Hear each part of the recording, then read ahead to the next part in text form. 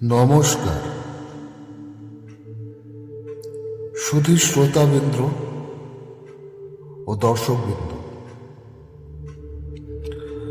ভারতের আধ্যাত্ম সাধনার ইতিহাসে মা শারদা এক অবিস্মরণীয় চরিত্র।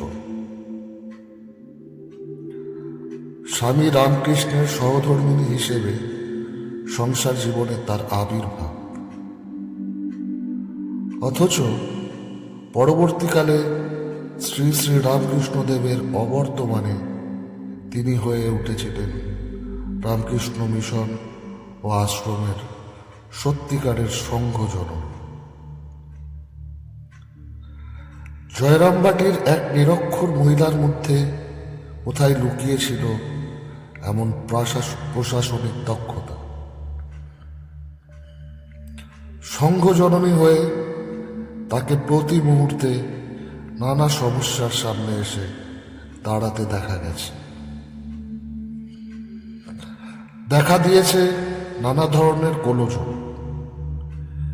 বিভিন্ন সন্ন্যাসীর মধ্যে ব্যক্তিত্বজনিত সংঘাতের খবরও মা শারদার কানে পৌঁছে গেছে।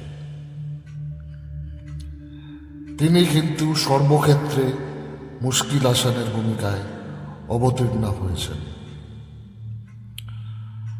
অনেক বিদগ্ধ ব্যক্তি বলে থাকেন, যদি সংঘজননী হিসেবে মা শারদা সেই সময় উপযুক্ত কর্তৃত্ব সহকারে সংঘ পরিচালনা না করতেন, তাহলে আমরা আজকে আর রামকৃষ্ণ মিশনকে দেখতে পেতাম না। অত বছর আগে নিরক্ষর মহিলা হওয়া সত্ত্বেও মা ছিলেন সর্বধর্মের প্রতীক। যে কোনো ধর্মের যে কোনো শিষ্য শিষ্যাকে তিনি প্রাণ দিয়ে ভালোবাসতেন। এমনকি ইংরেজদের প্রতিও ছিল তার সীমাহীন সহানুভূতি। ইংরেজরা এদেশে এসে ব্যবসা করেছে, সেই পদ্ধতিকে তিনি মনে প্রাণে সমর্থন করেছিলেন।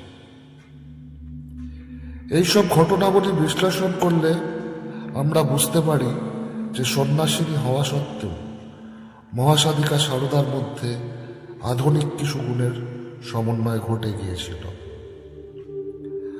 ফলে তিনি অন্যদের থেকে একেবারে আলাদা হয়ে ওঠেন। নমস্কার।